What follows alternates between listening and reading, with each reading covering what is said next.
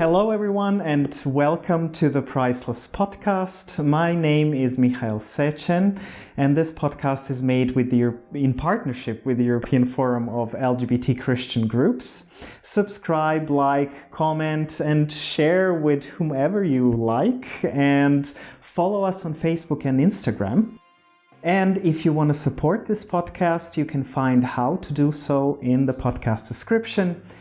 My guest today is Jamie Marich. She's from the United States and she is a clinical trauma specialist. It's my honor and pleasure to be here chatting with you. So I am, as you said, a Croatian American, and I'm a bisexual woman who is out in all areas of my life now, personally and professionally. It was a long, evolving journey to do both. And I just have a great passion for talking about the subject we'll be talking about today. Yes, so spiritual abuse, in my view, is the broader term, and religious trauma narrows it down a little bit. Spiritual abuse is whenever God is used as the weapon. And it doesn't necessarily have to be God. It can be any spiritual construct like enlightenment or samadhi, as is often used in a lot of yogic or meditation contexts. Religious abuse can be when that specifically happens in the context of religion. So there was a term coined called religious trauma syndrome back in the early 90s that really spoke to that phenomenon happening inside church structures. Why I've really leaned into spiritual abuse is that it doesn't just happen in religion. I have believed and I've experienced that some of the most powerful spiritual or religious abuse can happen in the home when you have very devout parents who are using their ideas of God as this weapon to control and shame and demean. And oftentimes spiritual abuse does happen in concert with other forms of abuse. The sexual abuse, spiritual abuse blend is one that's very known. A big question that comes up is how can maybe 2 or 3 children who survive the same home under the same religious practices go through all of this, but one ends up getting seriously affected and the others don't? And usually when that happens, it's because the one who gets seriously affected really desires some deeper connection. People who we might generally refer to as old souls, or those who have more of an inherent connection in spirit to them, those of us who've often been labeled as sensitive. For a lot of us, this kind of abuse really cuts to the core of our identity. And then I think even within spiritual abuse and religious trauma, the more I've studied my own and others, there's even a subset of the trauma that comes towards queer and LGBT folks, because it's like 2 of our identities can be clashing with each other. I do think queer and LGBT folks get hit hard with spiritual abuse. I think women globally get hit hard with spiritual abuse because so many religious systems are set up to be so patriarchal, where women just have no voice, no rights. There are 3 kind of different kinds of spiritual abuse that I see if we're classifying them. There's spiritual abuse in the home. There's spiritual abuse in religious institutions. And then there's spiritual abuse at the level of the state. When I heard about spiritual abuse at the level of the state, my immediate thought went to places like Iran. And then coming of age in the United States and seeing what has happened with the formation of our Supreme Court and how so many laws have been overturned. And even, as I've talked with you about, asking how free really are countries in Europe where there's so much Catholic Church influence. So we could make the argument that it exists at the level of states, but I do think at the level of the home, it can be the most harming long term. My parents are both Croatian. They were married in the Roman Catholic Church. And when I was 5, my father converted to evangelical Christianity. And he thought our whole Croatian family was going to hell because they were Catholics, because that was the kind of evangelicalism he believed in. So a lot of my spiritual torture came at the hands of the 2 of them fighting over me. And I tell people all the time in my clinical work that if the word trauma or abuse feels too big for you, when I first learned what trauma was, I said, I didn't survive a war. I didn't this, I didn't that. And my recovery mentor wisely said to me, maybe the war was your house. So if the word trauma or abuse feels too big to you, use the word wound. The English word trauma that we're using comes from Greek meaning wound. And I think many of us, especially if we're queer, otherwise LGBT, can admit we've been wounded at the hands of religious people or by the mouths of religious people. I like this idea, nobody's abused you as much as you've abused yourself. In terms of, turning it inward. Where it becomes a spiritually abusive teaching, and this is another form of spiritual abuse, is when abusers will then say something like that to say, well, you're doing it to yourself. Especially, in our part of Europe where our people come from, there can be a lot of this connection that the church defines who I am.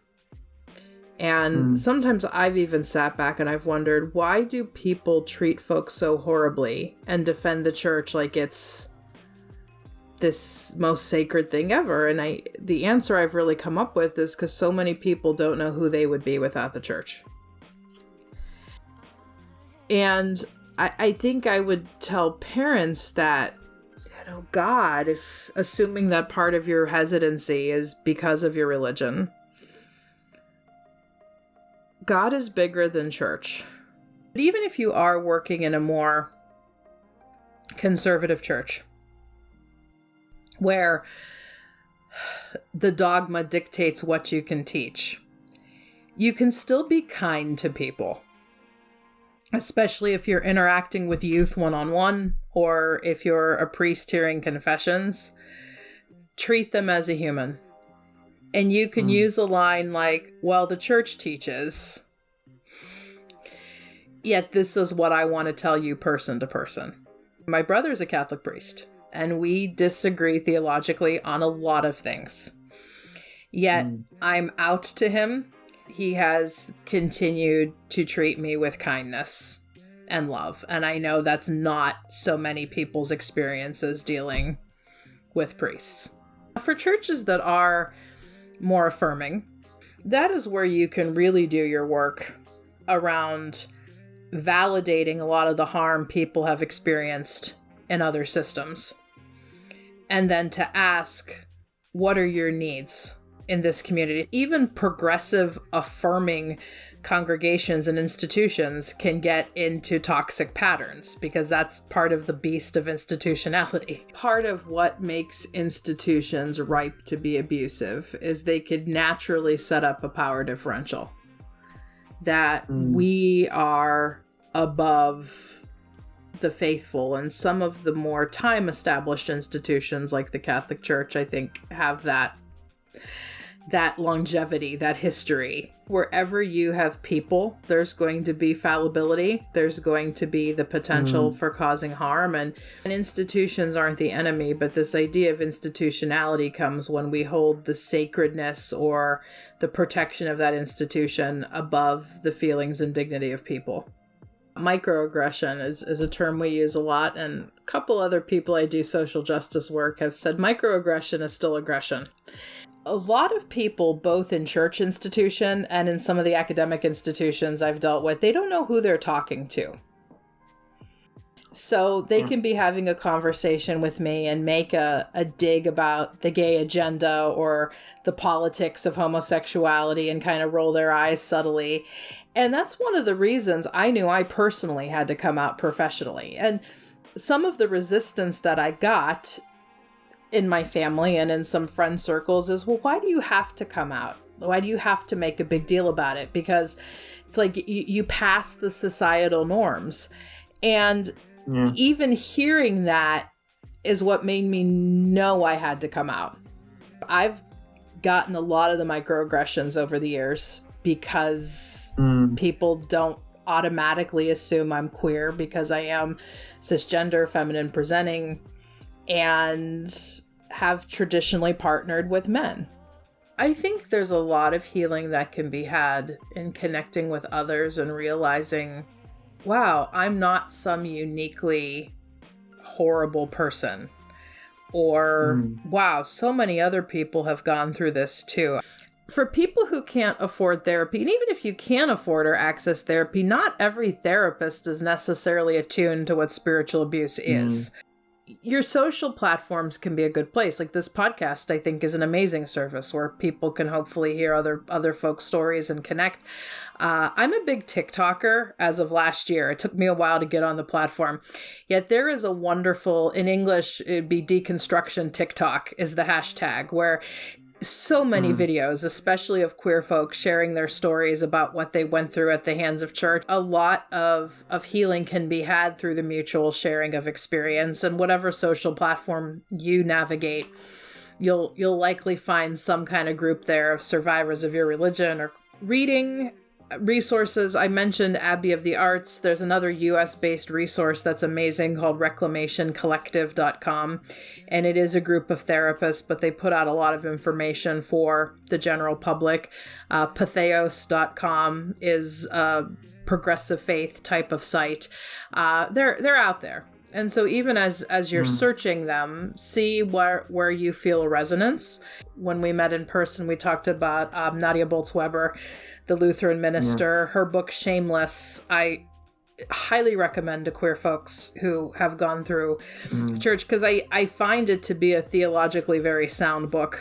Working with any available creative form you have to access, often in combination. So it may be keeping an art journal where you can write some of your thoughts in the form of poetry or just free-form verse. Perhaps do some arting or collaging or scrapbooking, putting together a playlist, a music playlist of your journey thus far. That's a practice I really lean into. Healing is out there. It's at your disposal. It often comes from making connections. And who's ever listening to this, know that you are not alone. You are exactly who you're supposed to be. And anything people do to try to change you to conform to their version of God is way more about them. It's all about them. Thank you, Jamie, so much. Thank you, dear viewers and listeners, for being with us today. This podcast is made in partnership with the European Forum of LGBT Christian Groups. Don't forget to subscribe. You see my little self showing you where you need to push the button. You can follow us on Facebook and Instagram. And of course, you can support this podcast and help it continue. This was all for today. See you in the next episode. Until then, oh my. Bye, everyone. And bye, Jamie. Bye.